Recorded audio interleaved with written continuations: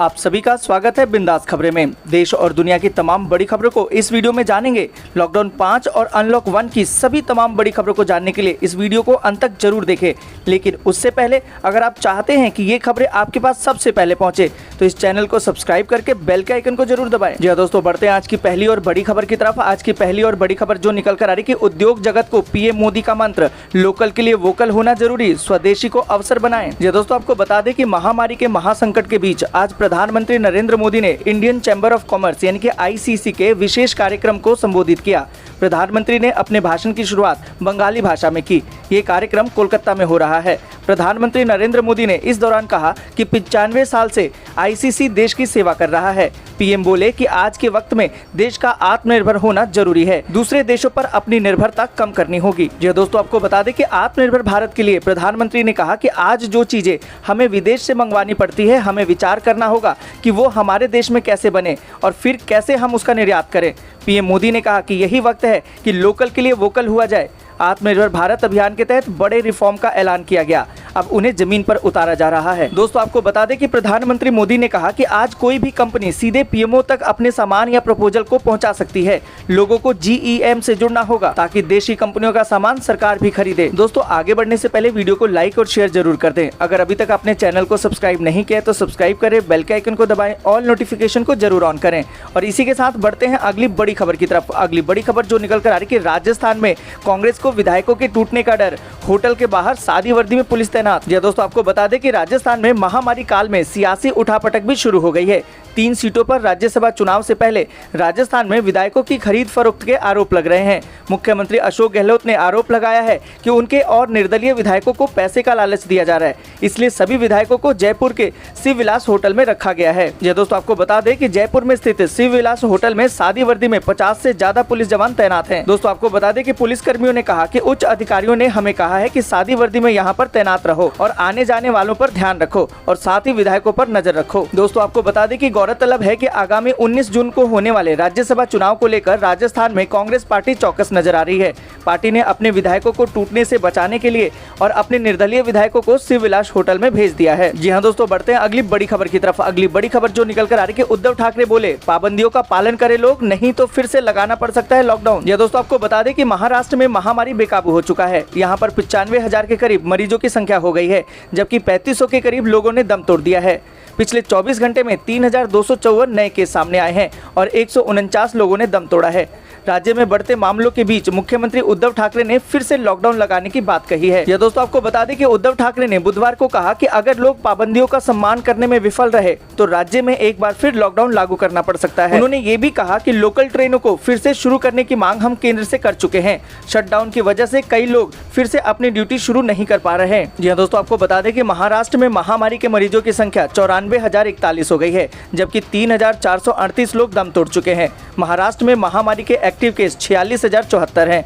वहीं 44,517 लोग इलाज के बाद ठीक भी हो चुके हैं। जी दोस्तों, बढ़ते हैं अगली बड़ी खबर की तरफ। अगली बड़ी खबर जो निकल कर आ रही कि रेल यात्री कृपया ध्यान दें, इन ट्रेनों की टाइमिंग में किया गया है बदलाव। जी दोस्तों, आपको बता दें कि महामारी के बीच चुनौतीपूर्ण परिस्थिति में भारतीय रेलवे यात्रियों की सुरक्षा के आवश्यक दिशा निर्देशों का पालन करते हुए स्पेशल ट्रेनें चला रहा है। रेलवे की ओर से जहां ट्रेनों के खाली सीटों की लिस्ट जारी की गई है, तो वहीं कुछ ट्रेनों के समय में भी बदलाव किया गया है, जिसकी जानकारी भी दी गई है। दरअसल पश्चिम मध्य रेलवे ने कुछ स्पेशल ट्रेनों के टाइम टेबल में बदलाव किया है। यह दोस्तों, आपको बता दें कि अहमदाबाद से गोरखपुर, अहमदाबाद से मुजफ्फरपुर और मुंबई सेंट्रल से अमृतसर के बीच चलने वाले स्पेशल ट्रेनों के स्टेशनों पर रुकने के समय में बदलाव किया गया है, जो 1 जुलाई 2020 से प्रभावी रहेगा।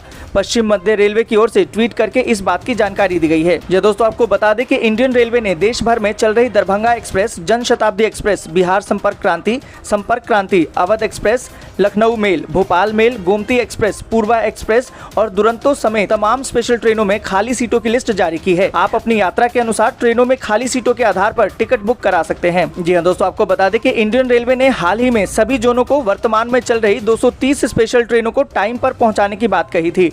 रेलवे ने ट्रेनों के परिचालन में 100% समय पाबंदी सुनिश्चित करने के आदेश दिए थे। रेलवे ने जोनल प्रमुखों को ट्रेनों के समय पालन की निगरानी करने को कहा गया था।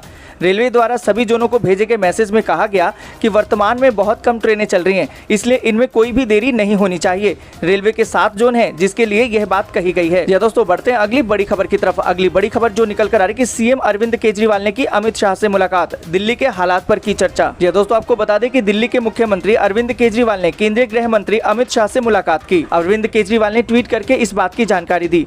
दोस्तों आपको बता दें कि उन्होंने ट्वीट में लिखा कि गृह मंत्री अमित शाह से मुलाकात हुई। इस दौरान दिल्ली में महामारी को लेकर उनसे विस्तार से बात हुई। उन्होंने भरोसा दिलाया है कि इसके मद्देनजर हमारी हर संभव मदद करेंगे। दोस्तों आपको बता दें कि दिल्ली में महामारी के मामले तेजी से बढ़ रहे हैं। आज दिल्ली में महामारी के 1501 नए मामले सामने आए। इसके साथ ही राजधानी में संक्रमित लोगों की संख्या 32,000 को पार कर गई है, जबकि कुल 984 लोगों ने दम तोड़ दिया है। दोस्तों बढ़ते हैं अगली बड़ी खबर की तरफ। अगली बड़ी खबर जो निकल कर आ रही है कि हरियाणा में स्कूलों के खोले जाने को लेकर मुख्यमंत्री मनोहर लाल खट्टर ने की है घोषणा। दोस्तों आपको बता दें कि एक तरफ जहां एक और पूरे देश में महामारी के चलते शैक्षणिक समेत सभी तरह की गतिविधियों पर रोक लगा दी गई है, वहीं दूसरी ओर जैसे जैसे आमतौर पर जुलाई माह नजदीक आ रहा है, नए शैक्षणिक सत्र के लिए स्कूलों को खोले जाने को लेकर पेरेंट्स से लेकर टीचर्स और स्कूलों के बीच असमंजस की स्थिति बढ़ती जा रही है।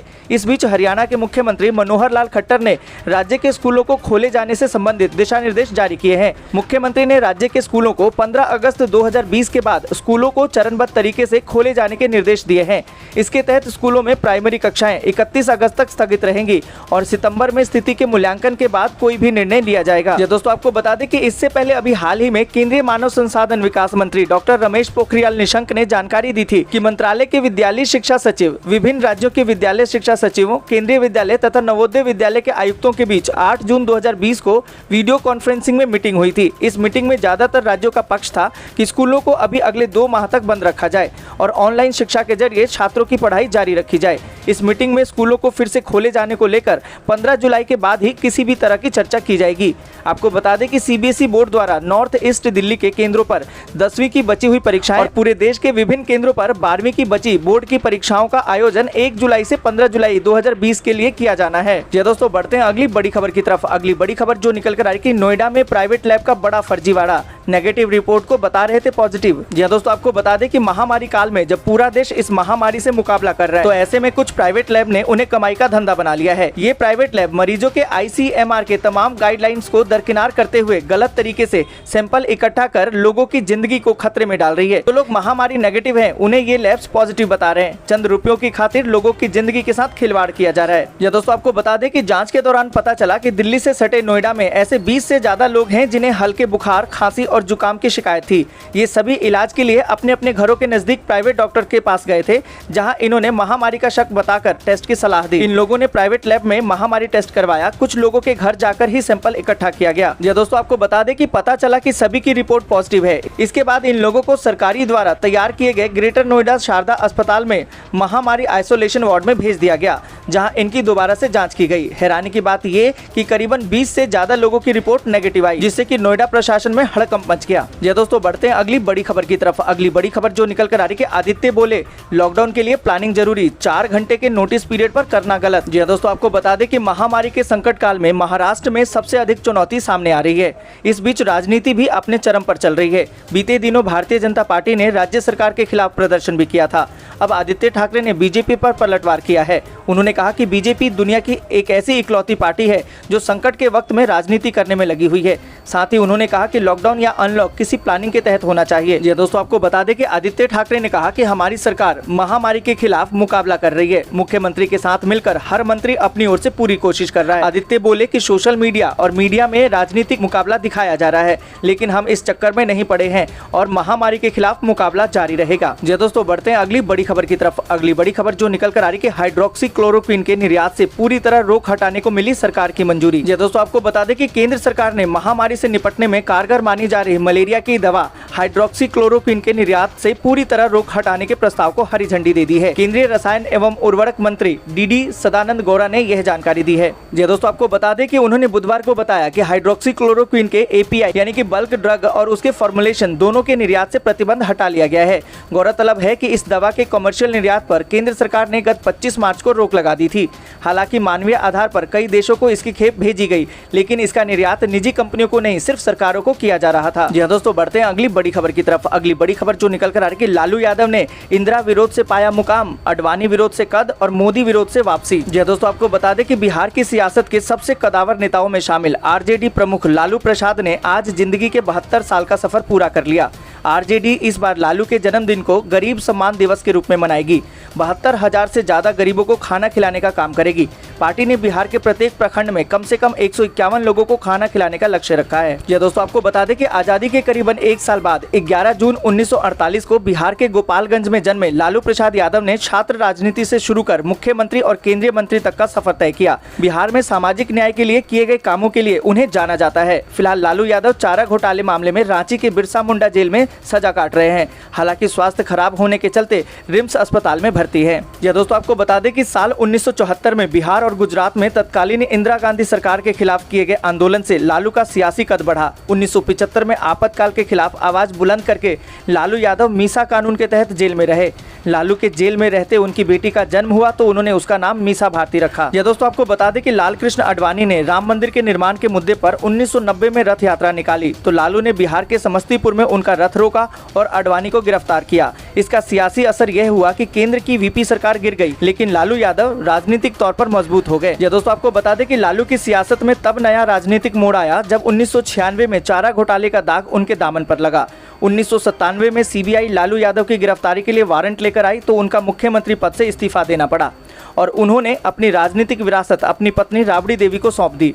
राबड़ी देवी ने अगले 8 साल तक बिहार का शासन संभाला, लेकिन नीतीश कुमार और बीजेपी गठबंधन से मात खा गई। जी हाँ दोस्तों, बढ़ते हैं अगली बड़ी खबर की तरफ। अगली बड़ी खबर जो निकल कर आ रही है कि तेजस्वी यादव पहुंचे रांची, आज पिता के 73वें जन्मदिन पर करेंगे मुलाकात। जी दोस्तों आपको बता दें कि राष्ट्रीय जनता दल यानी कि आरजेडी सुप्रीमो लालू प्रसाद यादव का जन्मदिन पार्टी आज गरीब सम्मान दिवस के रूप में मनाएगी। वहीं पिता के 73वें जन्मदिन पर तेजस्वी यादव रांची पहुंच गए हैं। गुरुवार को वे अपने पिता से मुलाकात करेंगे और रिम्स में बर्थडे सेलिब्रेट करेंगे। ये दोस्तों आपको बता दें कि मंगलवार को तेजस्वी ने ट्वीट करके कहा था कि हमने प्रण लिया है कि आरजेडी सुप्रीमो के जन्म दिवस को गरीब सम्मान दिवस के रूप में मनाएंगे। कम से कम 72,000 से अधिक गरीबों को खाना खिलाएंगे। उन्होंने तंज भरे लहजे में कहा कि हम 144 करोड़ की 72,000 LED स्क्रीन नहीं लगाते, बल्कि गरीबों को भोजन कराने का प्रयत्न करते हैं। ये दोस्तों बढ़ते हैं अगली बड़ी खबर की तरफ। अगली बड़ी खबर जो निकल कर आ रही है कि मुंबई के धारावी की तरह अब दिल्ली के स्लम इलाकों में भी पैर पसारने लगा है महामारी। ये दोस्तों आपको बता दें कि दिल्ली में महामारी के मामले लगातार बढ़ते जा रहे हैं। मुंबई की धारावी की तरह दिल्ली के स्लम इलाकों में भी महामारी बड़ी तेजी से पैर पसार रहा है। दिल्ली की इन स्लम बस्तियों में होम क्वारंटीन करने की शिकायत भी लोग कर रहे हैं। इन स्लम इलाकों में यह दिक्कत है कि यहाँ घर बहुत छोटे और आबादी घनी है। ऐसे में सवाल ये उठता है कि इन इलाकों में महामारी को फैलने से रोकने के लिए 2 गज की दूरी बनाने का पालन कैसे होगा। यह दोस्तों आपको बता दें कि राष्ट्रीय राजधानी दिल्ली में महामारी के मामले लगातार बढ़ते देख सरकार अब महामारी मरीजों को घर पर ही होम क्वारंटीन कर रही है। सरकार का यह फैसला उन घरों के लिए तो ठीक है जिन घरों में 2 या 3 कमरे हैं, लेकिन दिल्ली की कई झुग्गी बस्तियां ऐसी हैं जहां 8 बाई 8 के कमरे हैं। ऐसे में भला इन कमरों में किसी को होम क्वारंटीन करना कैसे संभव होगा। यह दोस्तों आपको बता दें कि पूर्वी दिल्ली की सफेदा झुग्गी बस्ती की आबादी लगभग 10,000 के आसपास है। पिछले कई दिनों से यह बस्ती कंटेनमेंट जोन में है। यहाँ महामारी के कई मामले सामने आए हैं, जिसके बाद इस बस्ती को कंटेनमेंट जोन घोषित कर दिया गया है। लेकिन कंटेनमेंट जोन होने के बावजूद पूरी बस्ती के लोग खुलेआम बिना मास्क के घूम रहे हैं और सोशल डिस्टेंसिंग की धज्जियां उड़ा रहे हैं। जी दोस्तों बढ़ते हैं अगली बड़ी खबर की तरफ। अगली बड़ी खबर जो निकल कर आ रही है कि महामारी को लेकर चीनी राष्ट्रपति पर बिहार में केस दर्ज, पीएम मोदी और ट्रंप को बनाया गवाह। यह दोस्तों आपको बता दें कि देश में महामारी का संकट गहराता जा रहा है। वहीं इस महामारी के प्रसार के लिए जिम्मेदार चीन पर एक्शन की मांग दुनिया भर के देश कर रहे हैं। इस बीच बिहार के बेतिया से हैरान करने वाली खबर सामने आई है। यह दोस्तों आपको बता दें कि अधिवक्ता सह याचिकाकर्ता मुराद अली ने बेतिया CGM कोर्ट में चीन के राष्ट्रपति शी जिनपिंग और WHO के DG सहित कुछ अज्ञात लोगों के खिलाफ मुकदमा दर्ज कराया है। आरोप ये है कि इन्होंने मिलकर पूरे विश्व में महामारी जैसी वैश्विक महामारी को फैलाया है। यह दोस्तों आपको बता दें कि मुराद अली ने कहा कि साक्ष्य के तौर पर इलेक्ट्रॉनिक माध्यमों से चल रही खबरें और कई डॉक्यूमेंट्स को आधार बनाया है। वहीं गवाह के रूप में प्रधानमंत्री नरेंद्र मोदी और अमेरिकी राष्ट्रपति डोनाल्ड ट्रंप का नाम दिया है। इस मामले में सुनवाई के लिए कोर्ट ने 18 जून का समय दिया है। दोस्तों आज के लिए बस इतना ही। वीडियो को लाइक और शेयर जरूर कर दें। अगर अभी तक आपने चैनल को सब्सक्राइब नहीं किया है तो सब्सक्राइब करें, बेल के आइकन को दबाएं और नोटिफिकेशन को जरूर ऑन करें।